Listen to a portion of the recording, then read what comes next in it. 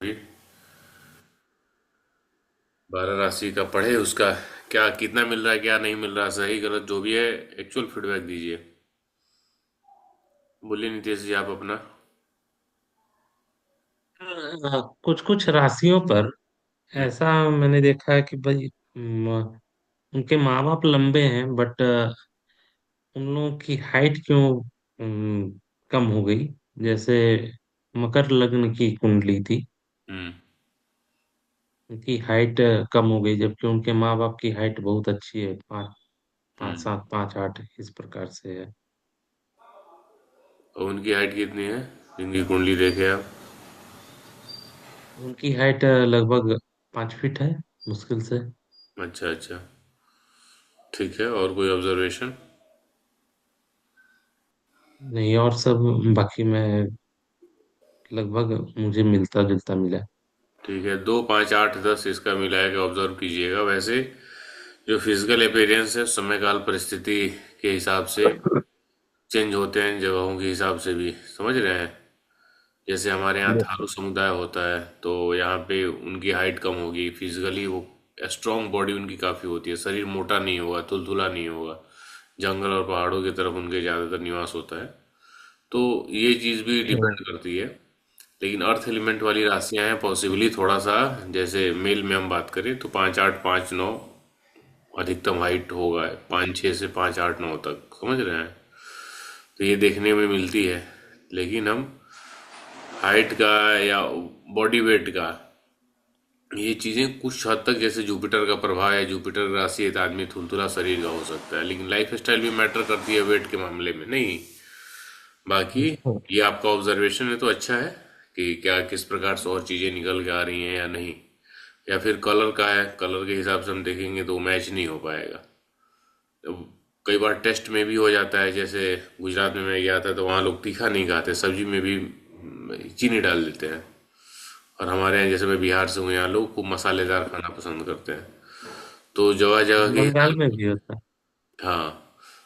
तो ये भी एक मैटर करता है कि आप देख सकते हैं समय काल परिस्थिति। ऐसा नहीं कि सिर्फ जैसे दिन के दूसरे भाव में मंगल है, दूसरा सब लॉर्ड मंगल है, तो आदमी कहीं भी रहे तो तीखा या मसालेदार खाएगा ही। ये भी समय काल परिस्थिति के ऊपर डिपेंड करता है। तो मेरा डिपेंड करता राशियां जो आपको बताया, मैं मेरा मेन मोटिव यही था कि आप इसको प्रैक्टिकल तौर पे समझें, जानें क्या होता है। क्योंकि जब तक आप नहीं देखेंगे तो सिर्फ ये थियोरेटिकल नॉलेज आपके लिए वो तोता का ज्ञान रह के रह जाएगा। कबूतर के लिए था ना, शिकारी आएगा जाल बिछाएगा दाना डालेगा फंसना है। नहीं है, तो उस टाइप से नॉलेज हो जाएगा रटने वाली।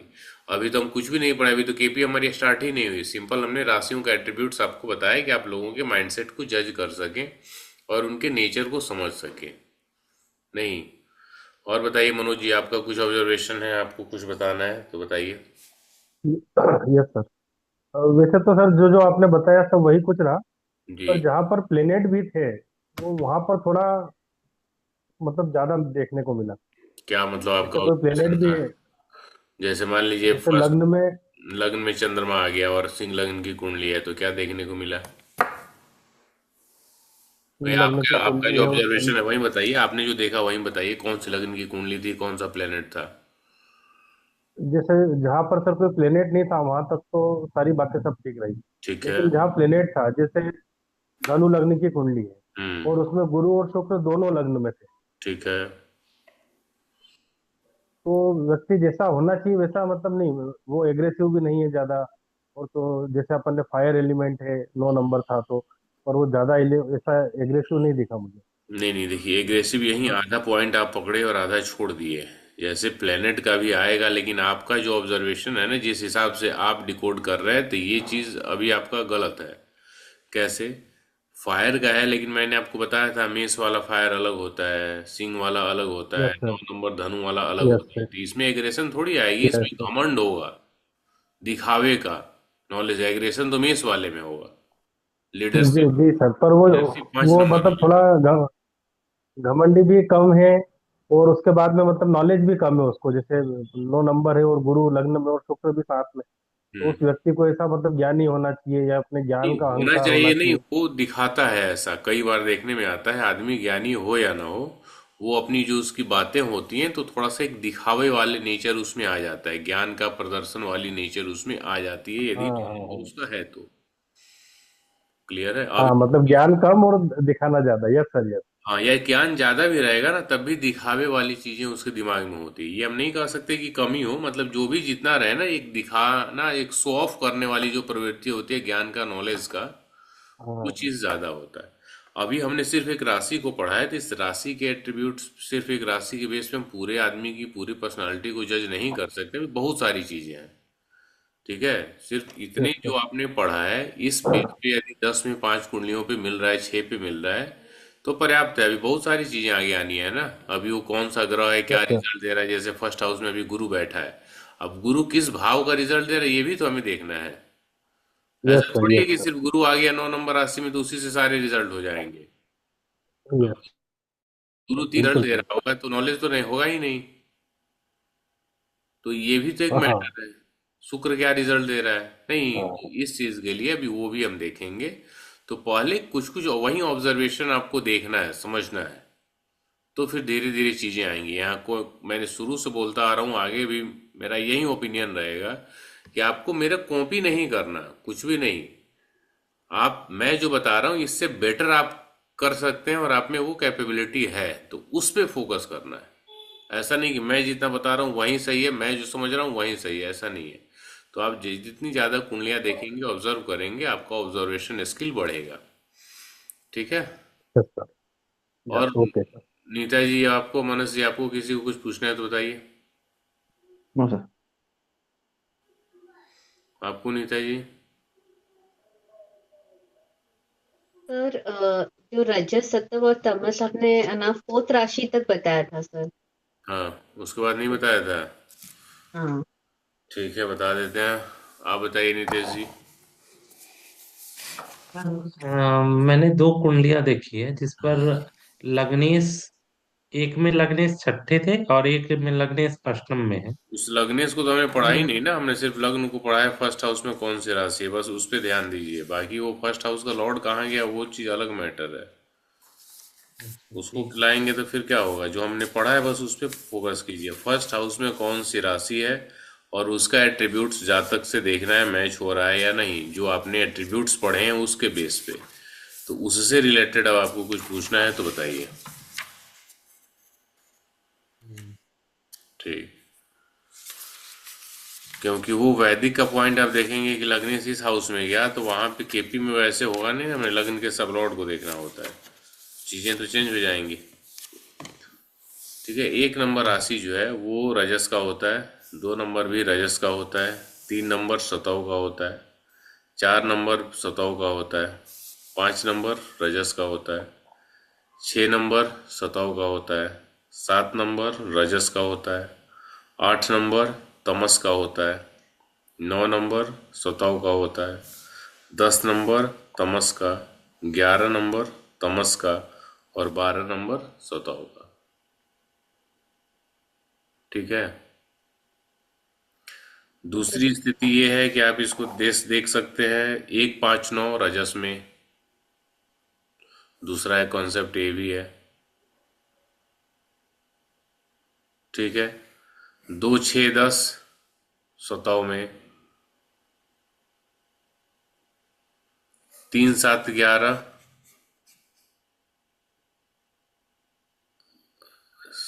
सतो रजो में होता है, मतलब सतव उनमें ज्यादा होगा और रजस उनमें कम होगा, मतलब मिक्स्ड क्वालिटी उनमें देखने को मिलती है।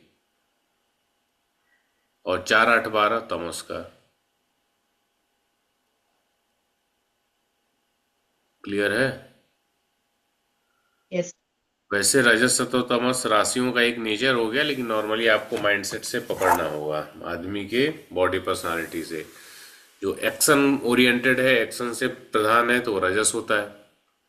जो नॉलेज पे ज्यादा जिसका फोकस होता है, सीखना समझना, ऑब्जर्व करना, यहाँ से पढ़ना, वहां से अलग अलग जगह से नॉलेज कलेक्ट करना, वो सताव का हो जाता है।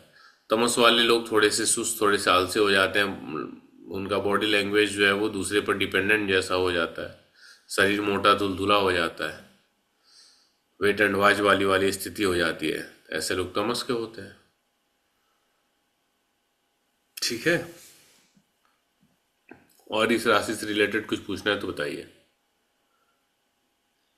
तो अब तक हम लोग 12 भाव को पढ़ चुके हैं, भावों के एट्रीब्यूट्स को, 12 राशियों के एट्रीब्यूट्स को पढ़ चुके हैं, और 9 ग्रहों का भी हो गया ना नीतीश जी? Yes sir. ठीक है।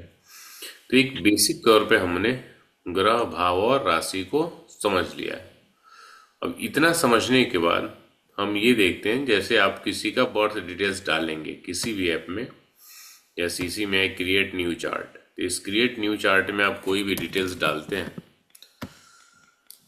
मतलब नाम में कोई डिटेल्स आपने डाल दिया, और फिर वर्ड डिटेल्स है, इसमें आपको उस जातक का बर्थ डेट चाहिए, बर्थ का मंथ चाहिए, बर्थ का ईयर चाहिए, और जब उसका जन्म हुआ है वो जन्म का समय, घंटा और मिनट चाहिए, और बर्थ का प्लेस चाहिए। ये इतना हो जाने के बाद ये कुंडली बनती है, क्रिएट चार्ट कर देते हैं।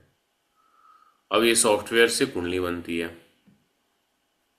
एक चीज यहाँ पे मैं पीछे भी बहुत सारे बैच में मैंने बताया हूँ, यहाँ भी आपको बता रहा हूँ। कई लोगों का ये क्वेश्चन होता है कि सर ये कुंडली जो सॉफ्टवेयर से बनती है तो पहले लोग हाथों से बनाते थे, या कई लोगों का ये भी क्वेश्चन होता है कि जो हाथों से बनी होती है वो एक्यूरेट होती है, ये सॉफ्टवेयर वाली एक्यूरेट नहीं होती है। ठीक, तो अभी क्या एक्यूरेट है नहीं है, अभी हम उन चीज़ों में नहीं जाते हैं। हम जो केपी पढ़ रहे हैं ना, हम सिर्फ केपी पे आते हैं। तो केपी एस्ट्रोलॉजी में सबलॉट्स जो है, आगे जब सबलॉट्स पे आप पढ़ेंगे तो समझ में आएगा।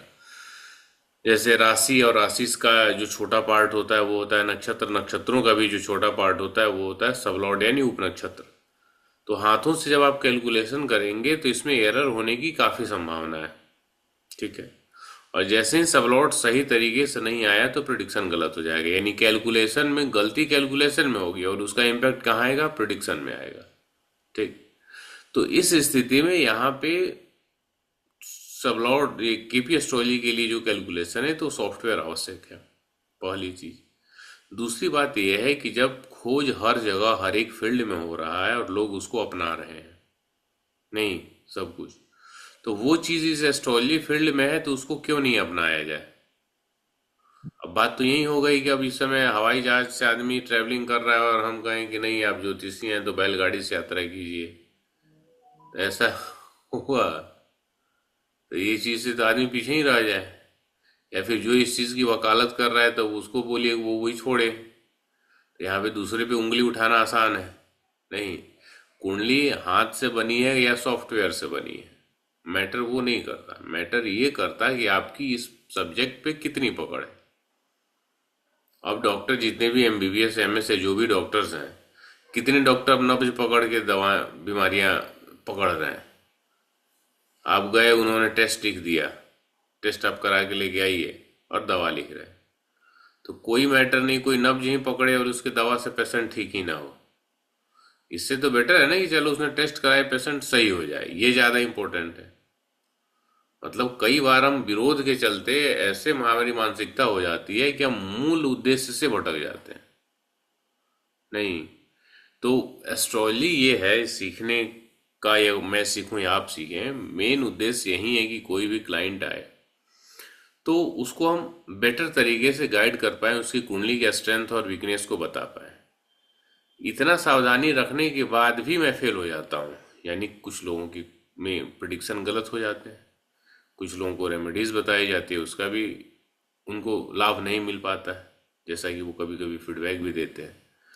तो अब बताइए, जब पूरा समय सिर्फ कुंडली को समझने में यानी बनाने में जो समय व्यर्थ पहले लोगों का जाता था वो हमारा नहीं जा रहा, तब ये स्थिति है। अब सोचिए ये कुंडली बनाने में 1 दिन 2 दिन समय जाए तो आदमी क्या करे, जिसका प्रोफेशन ही एस्ट्रोलॉजी है, और उस स्थिति में आप पूरी कुंडली हाथ से बनाने पे आ जाओ, एक तो ये काफी महंगा हो जाएगा।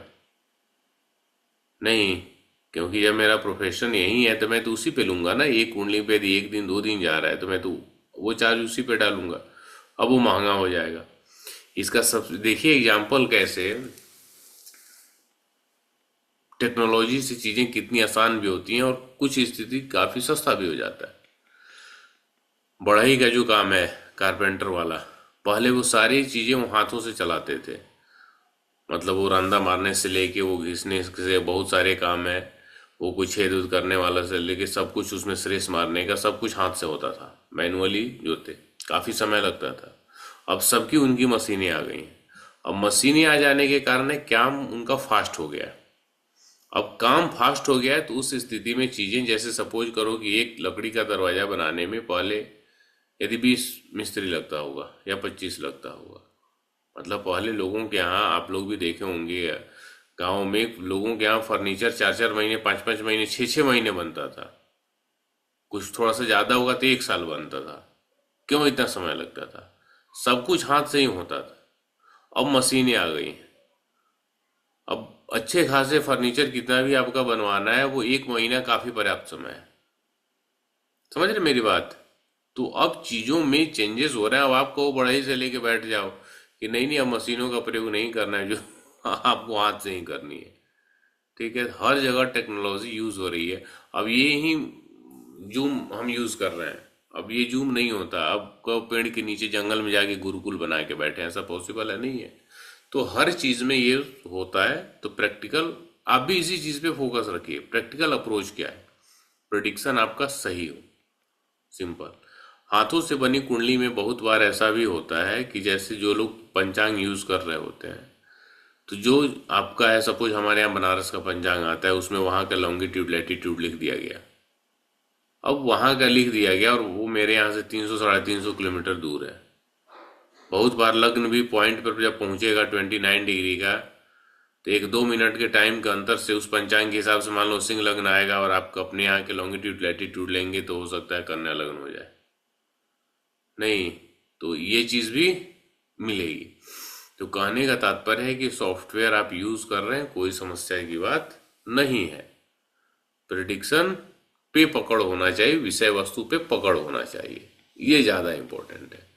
पहले लोग जो कुंडली बनाना सीखते थे तो 2-2 साल तक कुंडली बनाना ही का ही पाठ्यक्रम चलता था, सिलेबस चलता था। अब वो तो समय बचा ना। तो समय बचना ये इंपॉर्टेंट है, ना कि वो चीज की हाथ से कुंडली बनेगी तो वो सही होगी।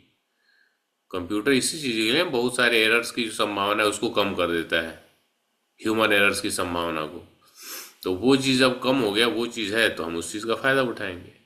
तो हमें उस चीज पे उस टेंशन में नहीं जाना कि ये हाथ से बनी वाली सही होगी और ये गलत है। नहीं, इसमें एक्यूरेसी ज्यादा है। केपी एस्ट्रोलॉजी के लिए ये भी ध्यान रखना है कि बर्थ प्लेस आपका जहाँ जन्म हुआ है वो रहे तो ज्यादा बेटर है। जैसे कई बार लोग ये बोलते हैं ना कि दिल्ली, अब दिल्ली छोटा थोड़ी है, दिल्ली काफी बड़ा है। तो दिल्ली में एक्यूरेट उस जगह का हो तो वो ज़्यादा बेटर है जहाँ आपका जन्म हुआ है, जैसे लक्ष्मी नगर है या कोई भी कनॉट प्लेस जहाँ हुआ, तो वो एक्चुअल जगह रहे तो वो ज़्यादा बेटर है। वैसे ही कई बार लोग जिला मुख्यालय का नाम बता देते हैं और जिला से उनका घर 100 किलोमीटर, 50 किलोमीटर, 70 किलोमीटर दूर होता है। तो जिला की बजाय जहाँ आपका गांव है या गांव से तुरंत नज़दीकी कोई शहर, तहसील, ब्लॉक ऐसा कुछ है तो उसका नाम हो तो वो ज़्यादा बेटर है। ठीक है, तो ये डिटेल्स के द्वारा आपके सामने कुंडली बन जाती है। अब ये जो कुंडली बनती है ना, तो ये जैसे अभी माउस का पॉइंटर जहाँ पे है इसको आप देखेंगे, ये एक कुंडली बनी हुई है, ये एक कुंडली बनी हुई है और ये एक कुंडली बनी हुई है। ये 3 कुंडलियां जो बनी हुई है, तो ये दोनों कुंडलियों का देखेंगे तो आप बना हुआ जो मॉडल है वो एक जैसा है, यानी दोनों देखने में एक समान है, बस एक थोड़ा सा बड़ा है और एक छोटा है, बाकी एक समान है। इसमें देखेंगे तो ये भी तो चौकोर ही है, लेकिन इसमें थोड़ा बॉक्सेस जो है ना वो अलग हैं। जैसे इसके बॉक्सेस आप देखेंगे तो थोड़ा सा ये ट्रायंगल वाला है, यहाँ भी ट्रायंगल है, नहीं ट्रायंगल भी है, फिर उसके बाद स्क्वायर है लेकिन थोड़ा सा टेढ़ा है, समांतर चतुर्भुज जैसा हो गया है, और इसमें एकदम पूरी तरह से स्क्वायर है। तो मतलब जो कुंडलियां बनी हुई हैं, इनके आकृति को यदि आप देखेंगे तो इन दोनों में डिफरेंस मिलेगा, यानी ये 1 नंबर वाले में और ये 2 नंबर वाले में, तो ये डिफरेंस है। तो बेसिकली कुंडली की जो बनावट होती है ना, वो जहां तक मेरी जानकारी है 3 प्रकार की होती है। एक नॉर्थ इंडियन कुंडली बोलते हैं जिसको उत्तर भारतीय कुंडली बोला जाता है, दूसरा साउथ इंडियन यानी दक्षिण भारतीय, और तीसरा एक ईस्ट इंडियन पूर्वी भारतीय कुंडली। वो कलकत्ता और आपको मतलब पश्चिम बंगाल, असम, मेरी जानकारी में 2 स्टेट है, हो सकता है कहीं नॉर्थ ईस्ट में अरुणाचल वगैरह में भी लोग यूज़ करते हैं। लेकिन जो क्लाइंट्स मुझे मिले, मतलब उन लोगों ने अपनी कुंडली भेजी तो मैंने वो देखा, तो मैंने पूछा कि ये आपने क्या भेजा हुआ है, तो बताया हमारे यहाँ ऐसे ही कुंडली चलती है। तो मैंने बोला अच्छा ठीक है। बाद में कुछ सॉफ्टवेयर में भी मुझे दिखा वो ईस्ट इंडियन स्टाइल कुंडली होती है। कुंडली का स्टाइल पैटर्न अलग है, बाकी उसमें भी ग्रह भाव राशि सब कुछ वही होते हैं, तो वो कोई बड़ा मैटर नहीं है। तो ईस्ट इंडियन कुंडली अभी हम नहीं पढ़ेंगे, देखते हैं इसमें है तो मैं आपको दिखा देता हूँ, नहीं होगा तो फिर आप नहीं देखेंगे। दूसरा क्या,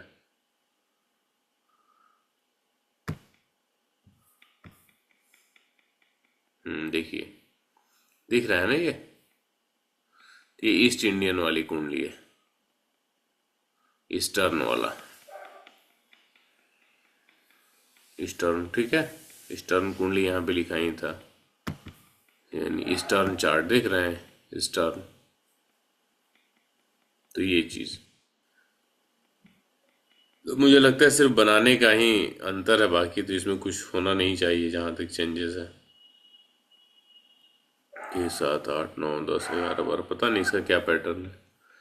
जिसके बारे में नहीं जानते उसके बारे में चर्चा नहीं करना चाहिए, तो इस मामला को छोड़ दीजिए। हम लोग जिस पे थे उस पे चले आते हैं। उड़ीसा में सर ऐसे ही मतलब कुंडली बनाया जाता है क्या उड़ीसा में भी? हमारा। जी सर। आपको पता है इसको कैसे पढ़ते हैं, क्या पोजीशन है?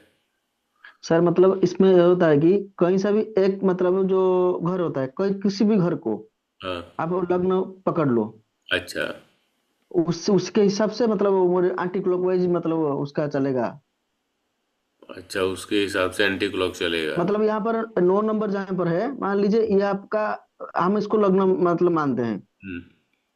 तो यहाँ पर हमारा 7 नंबर लिख देंगे तो वो ये हमारा लग्न हो जाएगा। उसके हिसाब से लेफ्ट से एंटी क्लॉकवाइज हम ऐसे चलेंगे, 1 2 3, बस सब सेम है। 7 क्यों लिख देंगे 9 पे? नहीं नहीं, मैं ऐसे बोल रहा हूँ कि अगर लग्न अच्छा चेंज करना है, मैं यहाँ अच्छा पर भी अच्छा लग्न 2 नंबर लिखा हुआ है, मैं वहां पर भी लग्न लिख सकता हूँ उसको, अच्छा वो मेरा पहला उसमें हो जाएगा। अच्छा। चलिए, तो मतलब प्रिडिक्शन तो सबसे वही सेम ही आएगी, क्योंकि हाँ सेम नॉर्मल भारत सेम भाव है भारत जी सर। राष्ट्र तो सब में ही है। बस कुंडली जी बनाने सर। का पैटर्न है आपको उड़ीसा में भी चलता है, तो चलिए कि ये भी नया नॉलेज मिला कि जी यहाँ सर। भी चलता है। तो अभी बेसिकली हम जो नॉर्थ और साउथ पे आते हैं तो उसी वाले पॉइंट को निकालते हैं, फिर हम इसको आगे देखेंगे। जी सर। एक मिनट। ये चीज, तो ये नॉर्थ इंडियन और साउथ इंडियन, बेसिकली हम नॉर्थ इंडियन चार्ट का ज़्यादा यूज़ करते हैं। और हमें यूज़ क्या करना, सिर्फ चूंकि लग्न कुंडली का तो हम यूज़ है नहीं सिर्फ ग्रह और राशि देखने के लिए, केपी एस्ट्रोलॉजी के पॉइंट ऑफ व्यू से देखेंगे तो हमें तो सब लॉर्ड्स का ही यूज़ करना है, ये 2 टेबल का यूज़ करना है। प्लैनेट्स एंड कस्प डिटेल दिया हुआ है ना, तो ये प्लैनेट एंड कस्प डिटेल का ही ज़्यादा प्रयोग होगा। और इसके बाद नक्षत्र नाड़ी का, यानी प्लेनेट के सिग्निफिकेशन को निकालने के लिए, तो हमें उसकी जरूरत तो है नहीं, बहुत ना के बराबर है। कौन सा ग्रह किस राशि में, वो भी यहाँ पे दे दिया रहता है इस प्लेनेट एंड कस्प डिटेल में ही। उसका राशि लॉर्ड, स्टार लॉर्ड, सब लॉर्ड पूरा का पूरा इसी टेबल में मिल जाता है। इसीलिए हमें उसकी जरूरत नॉर्मली नहीं पड़ती है। लेकिन फिर भी आपकी जानकारी के लिए हम यहाँ बता देते हैं कि उसको समझ लें। ये नॉर्थ इंडियन कुंडली होती है, जो भी माउस का पॉइंटर है, और लेफ्ट तरफ वाला साउथ इंडियन चार्ट होता है ये। तो नॉर्थ इंडियन कुंडली में ये जो माउस का पॉइंटर है यही हमेशा फर्स्ट हाउस रहेगा, हमेशा यही फर्स्ट हाउस होता है। किसी के लिए भी, किसी की भी कुंडली हो, मेरा हो, आपका हो, दूसरे तीसरे किसी का हो, ये फर्स्ट हाउस रहेगा। यहां से एंटी क्लॉक चलेंगे तो इसका सेकंड हाउस होगा, देख रहे हैं। फिर उसके बाद थर्ड होगा, फोर्थ होगा, फिफ्थ होगा, सिक्स होगा, सेवन होगा, 8 9 10 11 12। मतलब जो हाउसेस हैं उनकी स्थितियां, उनके क्रम जो हैं वो फिक्स होते हैं। आप उसको ऐसे ही पहचानना पड़ेगा, मतलब कोई नंबर वगैरह इसमें नहीं रहता है हाउसेस के लिए। जैसे ये फर्स्ट हाउस है जो मैं आपको बता रहा हूँ, इसमें कहीं भी फर्स्ट नहीं लिखा हुआ है। जिसको मैं सेकंड हाउस बता रहा हूँ वहां पे कहीं सेकंड नहीं लिखा हुआ है। जो थर्ड मैं बता रहा हूँ यहाँ पे कहीं थर्ड नहीं लिखा हुआ है, समझ रहे हैं? तो ये आपको समझना पड़ेगा। अब क्या है कि इसमें एक कुछ नंबर लिखा हुआ है, ये नंबर क्या बताता है, तो ये नंबर राशि को बताता है। जैसे फर्स्ट हाउस में 5 नंबर लिखा हुआ है, तो 5 नंबर राशि हो गई, राशि का नाम 5 नंबर यानी सिंह। तो आपके फर्स्ट हाउस में 5 नंबर राशि है, आपके सेकंड हाउस में 6 नंबर राशि है, आपके थर्ड हाउस में 7 नंबर राशि है। वैसे ही यदि किसी की कुंडली के इस फर्स्ट हाउस में 9 लिखा हो तो उसके हम कहेंगे कि उसके फर्स्ट हाउस में 9 नंबर राशि है। सेकंड में तो 9 के बाद 10 हो जाएगा, फिर 11 हो जाएगा, फिर 12 हो जाएगा, फिर 13 हो जाएगा। कहने का तात्पर्य है कि नॉर्थ इंडियन कुंडली में हाउसेज फिक्स होते हैं और इनको पहचानने के लिए कोई भी ऐसा नाम नंबर कुछ भी लिखा नहीं होता, आपको स्वयं से इनकी पोजीशन को पहचानना पड़ेगा। दूसरा पॉइंट ये होता है कि इन बॉक्सेज में जो नंबर लिखे होते हैं वो राशियों के नंबर होते हैं और उन नंबर से उन राशियों को हमें पहचानना होता है। जैसे 1 नंबर जो राशि होती है वो होता है मेष राशि, तो हम पूरा मेष राशि लिखें या उसके बदले में 1 नंबर लिख दें, समझ रहे हैं? यानी मेष राशि जो एरीज साइन होता है तो हम उस कहीं पे लिखें एरीज या 1 नंबर लिख दें, तो पूरा एरीज साइन लिखने के बजाय हम 1 नंबर लिख देते हैं, तो उसको आपको एरीज साइन समझ लेना है। 2 नंबर लिख दिया जाए तो आपको उसको टॉरस यानी वृष राशि समझ लेना है। 3 होने पे मिथुन समझना है, 4 होने पे कर्क समझना है, 5 होने पे सिंह समझना है, 6 होने पे कन्या समझना है, 7 होने पे तुला समझना है, 8 होने पर वृश्चिक समझना है, 9 होने पर धनु समझना है, 10 होने पर मकर समझना है, 11 होने पर कुंभ समझना है और 12 होने पर मीन समझना है। तो अब जैसे यहाँ पे कहा जाए कि राहु किस राशि में है, तो आपको दिमाग में होना चाहिए कि 12 नंबर किसके लिए है, तो मीन राशि के लिए।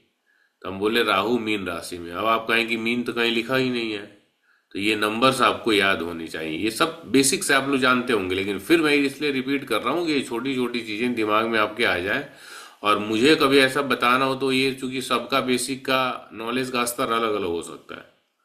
अब हो सकता है कुछ बातें आप नहीं जानते हो, आप में से कोई, कुछ बातें आप में से कुछ लोग जानते हो, तो मैं शुरू से अपना पढ़ा दूंगा तो ये नहीं रहेगा कि मैंने इसको पढ़ाया या नहीं पढ़ाया, ठीक है? तो वो क्वेश्चन आपका एराइज नहीं होगा। तो इसलिए आपको भले लग सकता है कि एकदम बेसिक से हम जानते हैं, लेकिन 5-6 लोग हैं, सबका नॉलेज अलग अलग स्तर होगा, कोई जानता होगा कोई नहीं जानता होगा, ठीक है? जो जानते हैं वो भी पेशेंस के साथ बैठिए, 1-2 क्लास हो सकता है आपके लिए और ऐसा लगे कि हम जानते हैं, लेकिन बहुत सारी चीज़ें समझने को मिलेंगी। वैसे शुक्र किस राशि में है, तो कुंभ राशि में, क्योंकि 11 नंबर लिखा हुआ है। चंद्रमा किस राशि में, तो मकर में, चूंकि 10 नंबर राशि लिखा हुआ है। तो नॉर्थ इंडियन चार्ट के बारे में ये समझने वाली बात हुई कि इसमें हाउसेस का क्रम फिक्स होता है, इनको पहचानने के लिए कोई ऐसा नंबर या कोई निशान नहीं होता है। बस आपको ऐसे ही समझना है कि ये फर्स्ट हाउस है। जो एक कुंडली आपकी बनी है उस कुंडली में सबसे ऊपर में जो एक चौकोर बॉक्स दिखेगा तो वो फर्स्ट हाउस होता है और उसके लेफ्ट तरफ से सेकंड ऐसे क्रम बनने लगेगा, ठीक है? अब क्या होता है कि कुछ कुंडलियां जैसे किसी के यहाँ हाथ से जो बनी होंगी, अब उस हाथ से बनी हुई कुंडली में क्या होगा कि उसमें कुछ तो वो लोग प्रिंट किया हुआ रहता है ना, पेपर। अब किसी कुंडली में ऐसे फर्स्ट हाउस में इस तरह से ऐसे गोलाकार कुछ आकृति दे देगा ऐसे, अब इसमें कोई नंबर लिख दिया होगा या फिर मान लो ऐसे कुछ दे दिया होगा, समझ रहे हैं? इस तरह से 12 बॉक्सेस बना देगा। अब आप कोई कुंडली देखें और उसमें ऐसा मिले ही नहीं, तब आप कहेंगे अरे ये कहाँ गया? अरे तो इस तरह से उसमें छापा होगा फुल जैसा डिजाइन और उसमें ही नंबर लिख दिया होगा, नहीं। तो वो चीज़ की आपको टेंशन लेने की जरूरत नहीं है। आप ऐसे ही पहचानिए किसी का भी, उसी का ही जैसे फर्स्ट बॉक्स है ऐसे ही फूल जैसा ही कुंडली बनी हुई है, तो उसमें जो ऊपर में रहेगा वही लग्न होता है, यानी उसके फर्स्ट हाउस वही होती है। जो जो जिस प्रकार की भी कुंडली बनी हो, तो स्ट्रेट 90 डिग्री पे जो बॉक्स आएगा वो आपका फर्स्ट बॉक्स होगा, यानी फर्स्ट हाउस होगा। क्लियर? राशियों को पहचानने के लिए इसमें नंबर्स लिखे होते हैं, तो ये नंबर के द्वारा इनको पहचाने जाते हैं। 1 से लेके 12 तक होता है। यहां तक में कुछ पूछना है तो बताइए।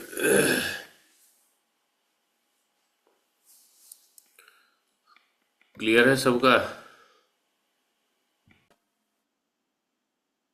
साउथ इंडियन चार्ट देखेंगे तो साउथ इंडियन चार्ट में ये जो फर्स्ट है जहां पे माउस का पॉइंटर है, तो ये पहला ऐसे बॉक्स नहीं है, लेफ्ट की तरफ से आएंगे तो ये दूसरा बॉक्स होगा। तो ये मेष राशि को बताता है, मतलब राशि के लिए ये निश्चित हो जाता है।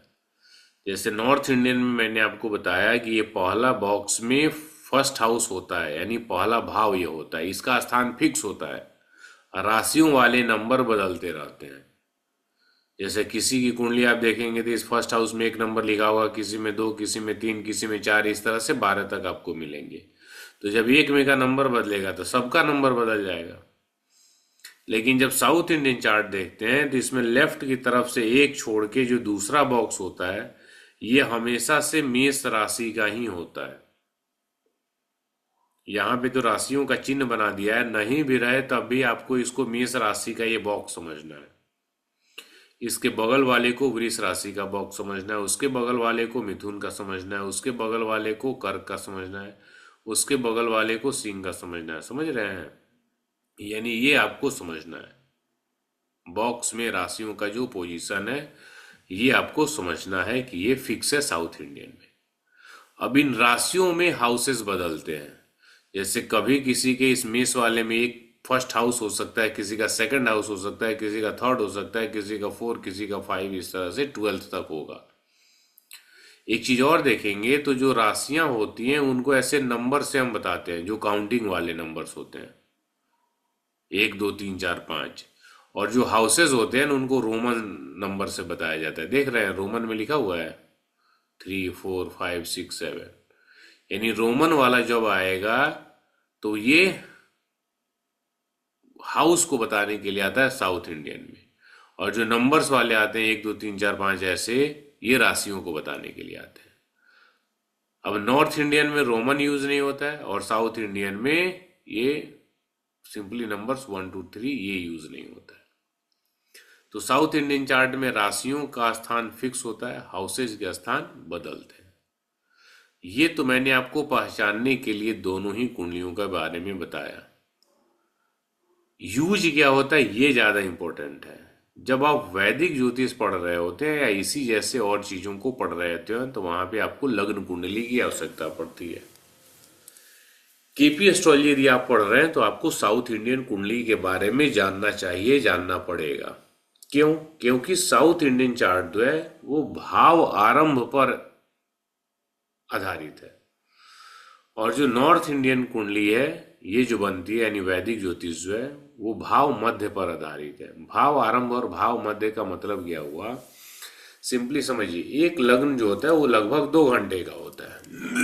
ठीक है, जैसे एक लग्न चालू हुआ, ये 5 नंबर ही लग्न है, ये अभी 6 डिग्री का है, तो लगभग 24 मिनट पहले चालू होगा। टेंटेटिव एक अंदाजे से हम कहें तो 20:49 की ये कुंडली है, तो 20:25 यानी 8:25 से मान लीजिए सिंह लग्न चालू हुआ होगा, और 2 घंटे बाद तक यानी 10:25 तक सिंह लग्न रहेगा, 8:25 से लेके 10:25 तक। तो 8:25 से 10:25 तक आप कुंडली बनाएंगे ना, तो इस लग्न कुंडली में आपको कुछ भी चेंजेस नजर नहीं आएंगे। देखिए हम बना के आपको दिखाते हैं। इस राशि चार्ट जो है ना लग्न कुंडली, इस पे आप फोकस कीजिएगा। अभी 8:49 की कुंडली है और इसमें देखिए फर्स्ट में कुछ नहीं है, सेकंड में केतु है, थर्ड में कुछ नहीं है, चौथे में मर्क्यूरी है, 5वें में सन है, 6ठे में मून है, 7वें में वीनस और सैटर्न है, 8वें में राहु है, 10वें में जुपिटर है, 11वें में मार्स है। ठीक है, मैं एक फोटो भी ले लेता हूँ, उसके बाद आसान रहेगा, क्योंकि पता चले आप लोग भी एक्स्ट्रा यदि कोई मोबाइल है सुविधा के लिए तो ले सकते हैं।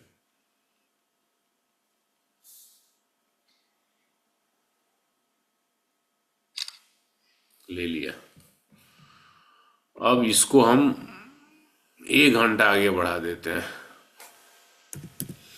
8:49 था ना, अब इसको हम 9:49 कर देते हैं।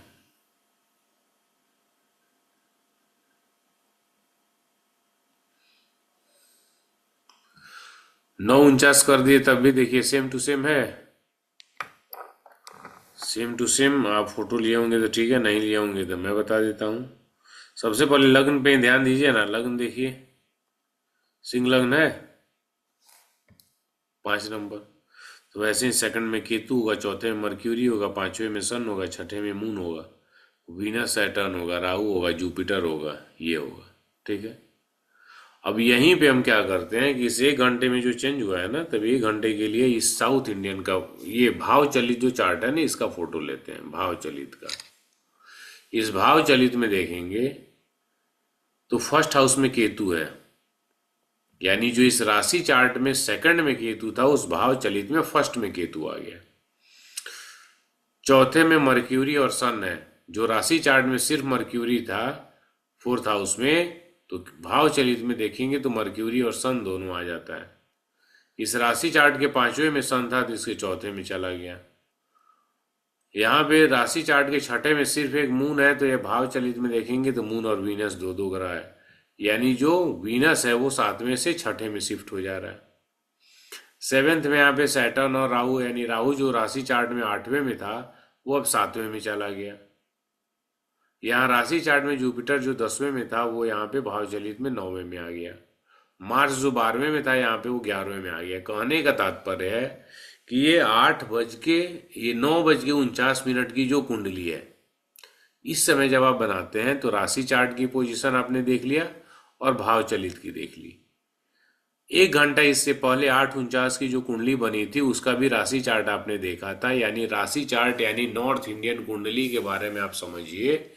तो 8:49 की जो कुंडली थी वो सेम टू सेम 9:49 की भी कुंडली है। ये भाव चलित चार्ट जो है इसको 2 मिनट के लिए साउथ इंडियन चार्ट समझिए, कैसे मैं आगे बताऊंगा। 2 मिनट के लिए समझिए इसको भाव चलित चार्ट। अब इसमें जो 9:49 की अभी की जो कुंडली बनी है, अभी नहीं, अभी तो 9:18 हो रहा है, बेसिकली 9:49 की जो हमारी कुंडली बनी है इसमें आपने ग्रहों का पोजीशन देख लिया। अब देख लिया, अब हम 1 घंटा पीछे करते हैं, इसकी भी पोजीशन देख लीजिए।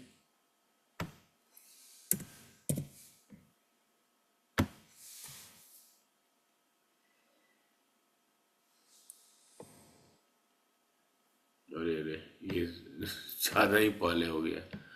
ये रात वाला 8:49 मैंने नहीं किया, मैंने दिन का 8:49 कर दिया, 12 घंटा पहले कर दिया। अब देखिए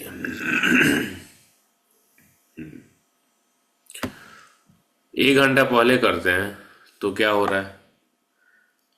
केतु सेकंड हाउस में, जो 9:49 की कुंडली में केतु फर्स्ट में था, अब 8:49 करेंगे तो इस भाव चलित में केतु सेकंड में है, मर्क्यूरी फोर्थ में है, सन 5वें में है, वीनस मून छठे में है, सैटर्न 7वें, राहु 8वें, जुपिटर 10वें, मार्स 11वें। यानी अब इस अंतर को समझिए, जो 8:49 की कुंडली और 9:49 की कुंडली में अंतर क्या है कि जो 9:49 की कुंडली बनी थी उसका केतु इस फर्स्ट में था, ये 2 अंतर हो गया। उसके बाद सन भी यहां था, ये अंतर हो गया। नहीं, 9:49 वाले में सन 5वें से कहाँ शिफ्ट हो गया था, चौथे में, और केतु दूसरे से कहाँ शिफ्ट हो गया था, पहले में। इसके साथ साथ एक और शिफ्टिंग हुई थी, वो क्या हुई थी, वीनस मून वैसे ही है, सैटर्न के ऊपर में, यानी उसके साथ में राहु शिफ्ट हो गया था, जुपिटर ये शिफ्ट होके नवम में चला गया था, और मार्स तो अपने जगह पे था। कहने का तात्पर्य 1 घंटा जब हम पीछे लेते हैं तो केतु का पोजीशन, सन का पोजीशन, राहु का और जुपिटर का पोजीशन, यानी 1, 2, 3 और 4 ग्रहों की पोजीशन बदल जाती है।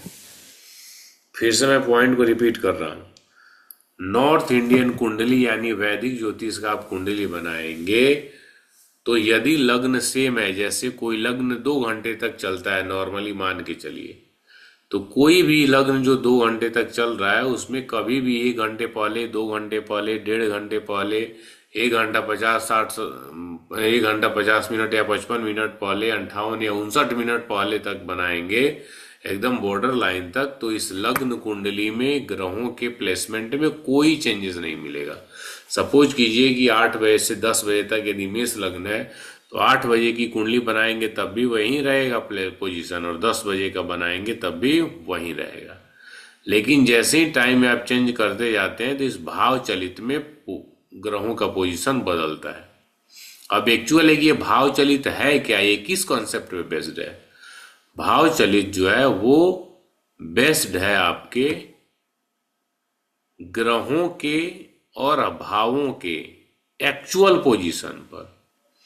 एक्चुअल पोजीशन से कहने का तात्पर्य है, जैसे अभी शनि है 20 डिग्री का, शनि कितनी डिग्री का है? 20 डिग्री का है। और कितने नंबर राशि में है? 11 नंबर राशि में है। जैसे इस समय की आप कुंडली बनाइए, जहां भी है ना, जिस जगह पे है, तो इस समय की कुंडली बनी हुई है ना ये प्रेजेंट में, तो आप तुरंत की कुंडली बनाइए, और उस तुरंत की कुंडली में जो ग्रह जिस राशि में, उसी को कहा जाता है कि वो इसमें गोचर कर रहा है। जैसे अभी आपने तुरंत की कुंडली बनाई और उसमें 8 नंबर राशि में मर्क्यूरी है, तो यानी मर्क्यूरी 8 नंबर यानी वृश्चिक राशि में गोचर कर रहा है। ठीक है। अभी की आपने कुंडली बनाते हैं और 11 नंबर राशि में सैटर्न आपको दिखता है, इसका मतलब क्या हुआ कि ये सैटर्न 11 नंबर राशि में गोचर कर रहा है। वीनस 11 नंबर राशि में है तो वीनस 11 नंबर राशि में गोचर कर रहा है। राहु 12 नंबर राशि में है तो राहु 12 नंबर राशि यानी मीन राशि में गोचर कर रहा है। समझ में आ रहा है बात? तो ये इसका ट्रांजिट हुआ, यानी ये गोचर कर रहा है प्रेजेंट में। अब जैसे जिनकी भी 5 नंबर है, कई लोग ये बोलेंगे कि राहु आपके, जैसे ही राहु 12 नंबर राशि में आया होगा तो सिंह लग्न वालों को कई लोगों ने डराया होगा कि राहु आपके अष्टम भाव में चला गया। मैं जो पॉइंट बता रहा हूं ध्यान से सुनिएगा। जब राहु 12 नंबर में जैसे ही गया होगा तो लोगों ने ये बताया होगा कि राहु आपके अष्टम भाव में आ गया, जैसे ही जब भी आया हो 8वें में आ गया नहीं। या शनि मान लो जैसे अभी 11 नंबर है तो 4 नंबर वाले के लिए हो जाए ना अष्टम भाव में, 6 7 8। जैसे अभी शनि 11 नंबर राशि में है तो आपका कर्क लग्न है तो शनि आपके अष्टम भाव में चला गया। अब जो भी आपको कोई परेशानी है, कुछ भी है, जैसे ही ज्योतिषी महोदय ने देखा कि आपका कर्क राशि है, बस कह दिया अरे शनि आपके अष्टम भाव में चल रहा है इस समय गोचर में, यही आपके परेशानी का कारण है। अब इस प्रकार से आप चीजें समझ रहे हैं। तो शनि एक राशि में 2.5 साल रहता है, तो क्या पूरे 2.5 साल सभी कर्क लग्न वालों के लिए वो अष्टम में चला गया? बात मेरा समझ रहे हैं? शनि कर्क राशि में किसी भी राशि में 2.5 साल रहेगा, जैसे कि अभी वो कुंभ राशि में 2.5 साल है।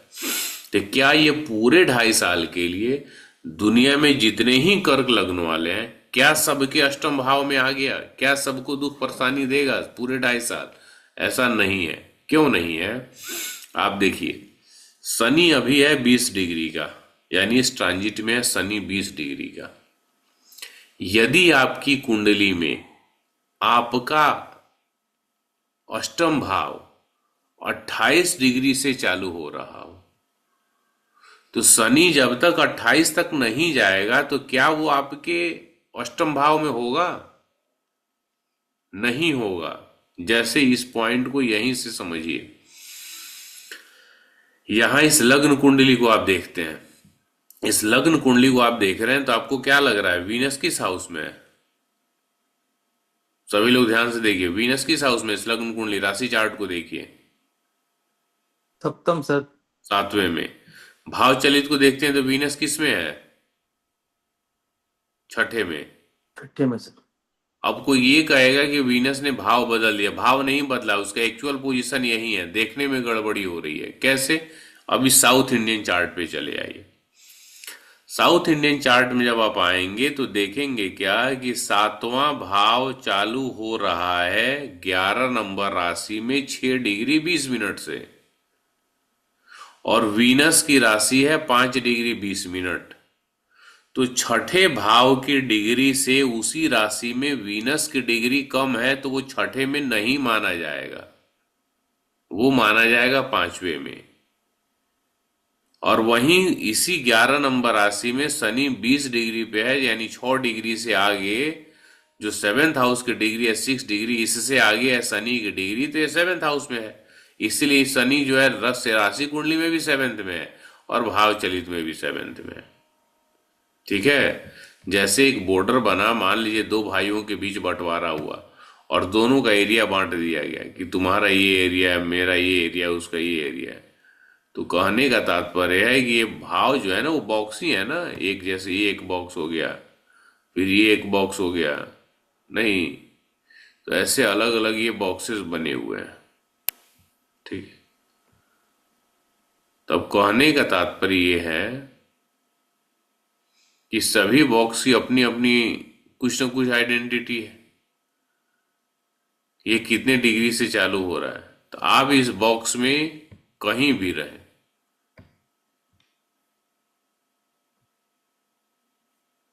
एक मिनट,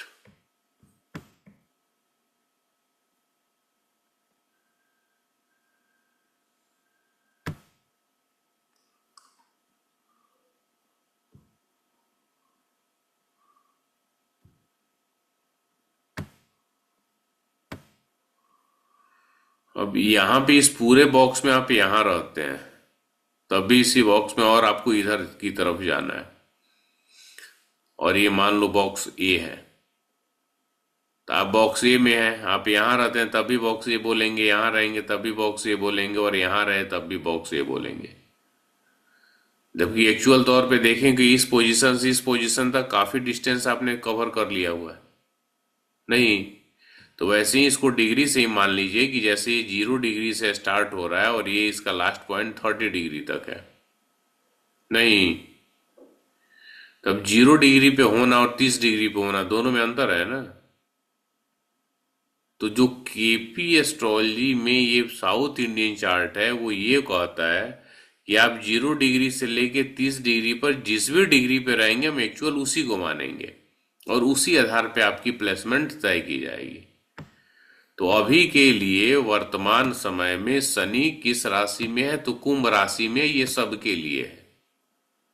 लेकिन शनि आपके किस भाव में है ये डिपेंड करेगा उस भाव का डिग्री और शनि का डिग्री, ठीक है?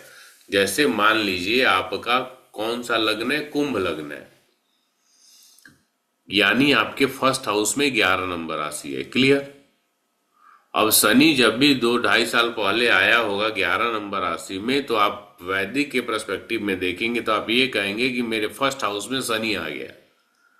अब यदि आपकी शनि की डिग्री है 2 डिग्री, 0 डिग्री, 1 डिग्री, 5 डिग्री, तो अभी वास्तव में शनि आपके फर्स्ट हाउस में ही चल रहा है। लेकिन यदि शनि की डिग्री आप में है 28, आपके फर्स्ट हाउस की डिग्री 28 डिग्री, यानी आपका जो फर्स्ट हाउस 11 नंबर राशि में है यानी कुंभ राशि में है, वो 28 डिग्री से चालू हो रहा हो, तो शनि तो अभी 20 डिग्री का ना है। तो आपके फर्स्ट हाउस में कैसे होगा वो होगा आपके 12th हाउस में। तो एक्चुअल में जब आप साउथ इंडियन चार्ट देखते हैं, इसमें ग्रहों की और भावों की डिग्री देखते हैं, तब आपको ग्रहों के एक्चुअल प्लेसमेंट का पता चलता है। जो मंगल यहाँ आप 12th हाउस में समझ रहे हैं, क्यों 12th में समझ रहे हैं? जब इससे कुंडली बनी हुई है इस जातक की, तो इसका 12वां भाव 4 नंबर राशि में आ रहा है, और आप वर्तमान की प्रेजेंट की कुंडली बनाए हैं तो मंगल भी 4 नंबर राशि में आ रहा है। अब इस आधार पे आपने कह दिया कि मंगल 4 नंबर राशि में है यानी 12वें भाव में है, जबकि एक्चुअल में देखेंगे तो 4 नंबर राशि में 12वां भाव 7 डिग्री 21 मिनट से चालू हो रहा है, और मंगल की डिग्री है 7 डिग्री 15 मिनट, यानी 6 मिनट कम है। तो कम है तो मंगल 12वें में नहीं माना जाएगा, 12वें भाव की डिग्री से आगे इसका विस्तार माना जाएगा। इससे पीछे यदि आपकी डिग्री है तो आप 12वें नहीं 11वें में माने जाएंगे। क्लियर हो रहा है? यानी जिस हाउस की जितनी डिग्री होती है उस डिग्री से आगे उसका रेंज होता है, उससे पीछे उसका रेंज नहीं होता। जैसे सेकंड हाउस 2 डिग्री 47 मिनट से है, तो सेकंड हाउस का विस्तार, इसका रेंज 2 डिग्री 47 मिनट के बाद होगा, 2 डिग्री 46 मिनट पर नहीं होगा। समझ रहे हैं? तो यदि इस जातक की कुंडली में जैसे केतु देखिए 6 डिग्री 29 मिनट का है, यानी 2 डिग्री से ज्यादा है, तो केतु किस में आ गया? सेकंड हाउस में। यहाँ पे देखिए भाव चलित में सेकंड में है, वैसे वो लग्न कुंडली में भी सेकंड में, दोनों में ही सेकंड सेकंड में, तो इसमें कोई अंतर नहीं हुआ। वहीं केतु का डिग्री 1 डिग्री होता और वो 6 नंबर राशि का ही होता, तो राशि तो वहीं कही जाएगी 6 नंबर ही, लेकिन भाव उसका बदल जाएगा, सेकंड से वो फर्स्ट में हो जाएगा।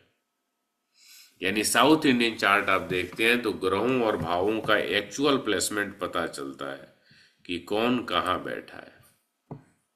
क्लियर हुआ? इससे मतलब ये है सर कि जो ग्रह का डिग्री है और जो भाव का डिग्री है दोनों को फोकस करके हमको मैचिंग करना पड़ेगा कि जो भाव का डिग्री है उससे ग्रह का डिग्री आगे जा रहा है कि पीछे जा रहा है सर। हमें उसको कोई मैचिंग करने की जरूरत नहीं, ये मैं आपको इसलिए बता रहा हूँ। कई लोग इसलिए कंफ्यूज होते हैं, जैसे वो क्या है, दोनों कुंडली देखते हैं, राशि और भाव। तो क्या सर कहेंगे, अरे मेरे राशि कुंडली में वीनस सप्तम में है, इसमें तो भाव बदल दिया। भाव चलिए देखते हैं, तो छठे में चला गया। वो कहीं आ जा नहीं रहा, वो जहाँ है वहीं है। बस हम ये जो देख रहे होते हैं ना, ये प्रोसीजर हमारा गलत है। हम वहीं इससे देखेंगे तो ये एग्जैक्ट बताएगा। जैसे जैसे डिग्रियां बदलेंगी उनका एग्जैक्ट एग्जैक्ट प्लेसमेंट होगा। जैसे यहीं पे आप देखिए, इसी पे फोकस कीजिए अभी जहां माउस का पॉइंटर है। तो इस 11 नंबर राशि में तीन बातें हैं, तीन ऑब्जेक्ट प्लेस्ड है।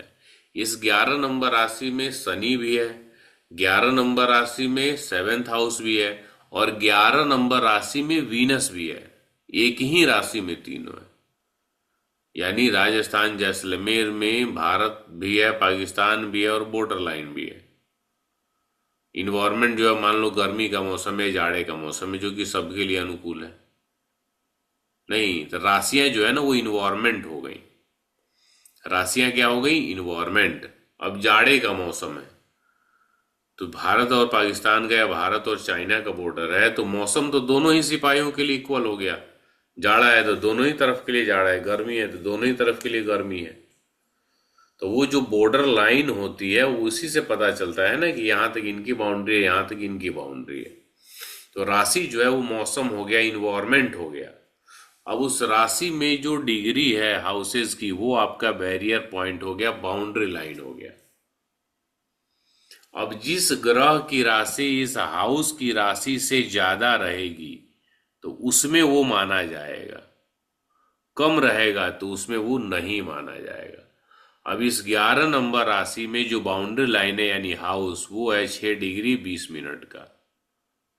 अब इस 11 नंबर राशि में जो भी प्लैनेट 6 डिग्री 20 मिनट से कम, यानी 6 degree 19 minute, 6 degree 18 minute, 6 degree 5.5 degree, 5 degree 10 minute, 4 degree 2 degree 1 degree 0 degree, ऐसे जो रहेगा तो वो सब माना जाएगा 11वें ही राशि में, लेकिन भाव हो जाएगा उनका पांचवा, 7वें से छठा।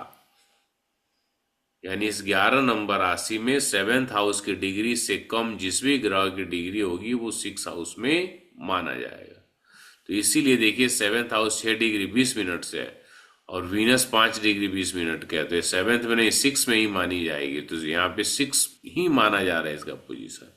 इसी कारण ये साउथ इंडियन चार्ट चेंज होता है, क्योंकि हम उस चीज पे फोकस नहीं कर रहे होते हैं। तो देखिए, वीनस यहाँ पे सेवेंथ में था, यहाँ सिक्स में आ गया। सर क्लियर है? सर बोलिए मनोज जी, कोई आपका क्वेश्चन?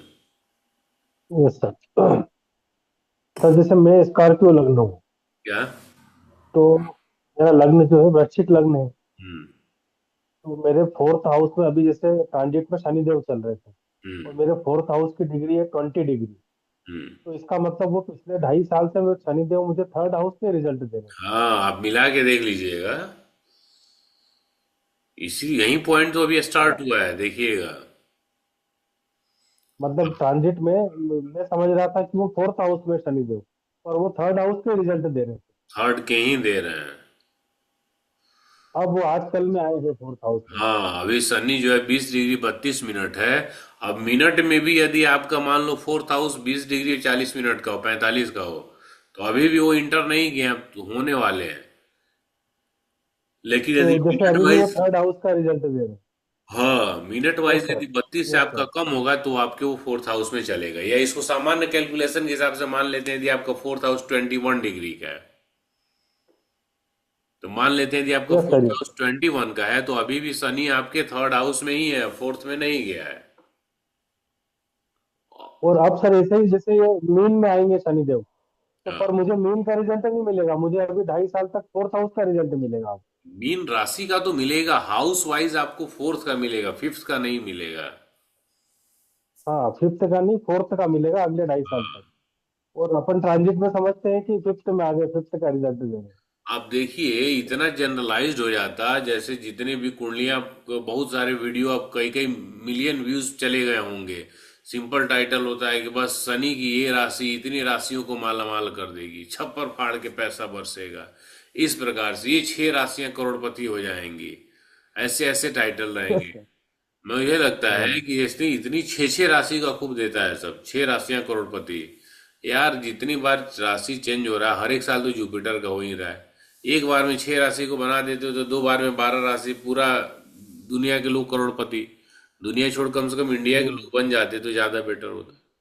जुपिटर छोड़ दो, ढाई ढाई साल का ही रखो, तो पिछले 10 साल में तो हर एक लोग 2 2 बार करोड़पति बन जाने चाहिए।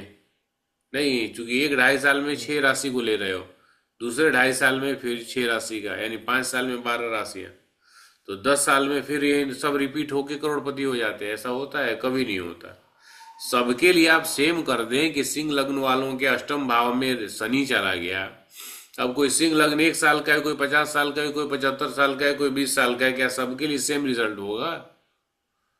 मतलब ऐसे राशि और लग्न के आधार पे आप जनरलाइज प्रेडिक्शन देंगे ट्रांजिट के ही बेस पर, सभी के लिए चला गया। अब इन्हीं का वृश्चिक लग्न की कुंडली है मनोज जी की, अब इनके ही आप कह दो कि वृश्चिक वालों के लिए चौथे में शनि चला गया, अब तो कोई मतलब ही नहीं है। अब मनोज जी की कुंडली है, इनके मान लो वृश्चिक है, सपोज इनका बेटा या बेटी किसी का वृश्चिक हो जाए, उसका भी लग्न हो जाए, तो उसके भी चौथे में शनि आ गया।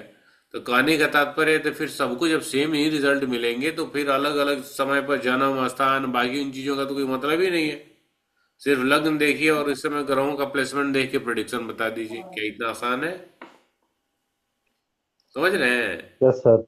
तो ये चीज को थोड़ा सा सोचना पड़ेगा।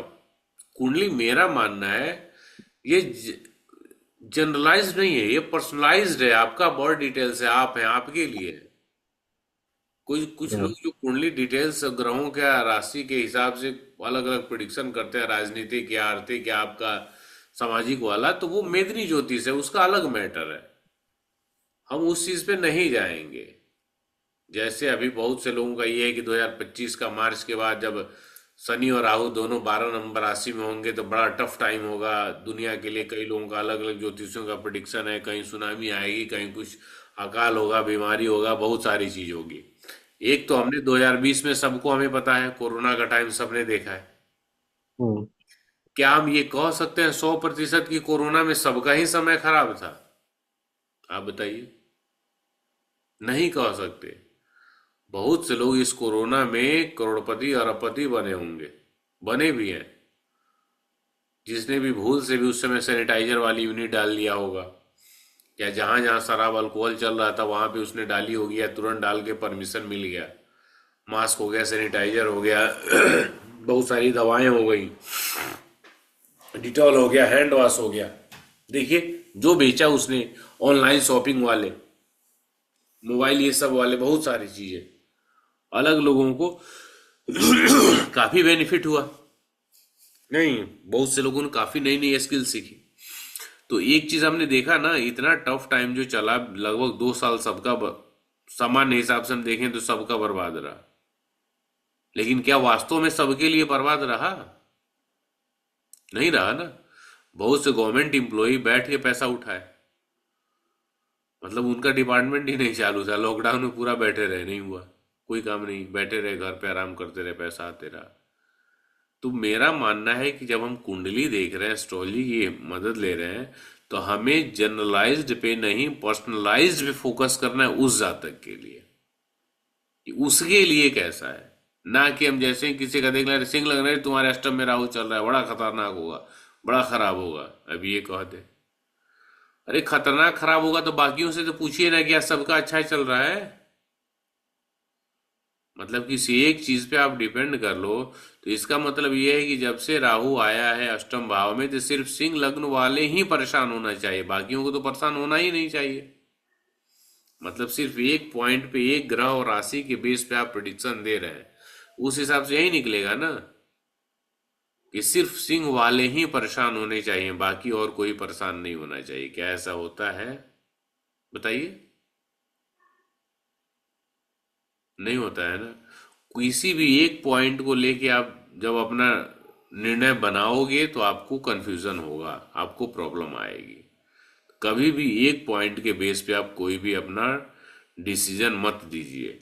यदि आप ये कहते हैं कि सिंह लग्न के लिए राहु 12th में है और ये आपके प्रॉब्लम का कारण, ये प्रॉब्लम देगा ही देगा, तो बाकी सारे लग्न खुशी सुख में है, उनका सब काम हो रहा है, उनको कोई समस्या नहीं आ रही है। ऐसा होता तो हमारे पास सिर्फ सिंह लग्न वाले ही कुंडली दिखाने आने चाहिए थे। क्या बोलिए, बाकी लग्न वाले नहीं आने चाहिए थे, किसी भी ज्योतिषी के पास नहीं जाना चाहिए था। ऐसा होता है? नहीं होता है। रिजल्ट जो है वो सम्मिलित रूप से ग्रह, भाव, राशि, आपकी दशा, अंतर्दशा, उन सब के मिला के निकलता है। यहां तक क्लियर है या कोई कंफ्यूजन है?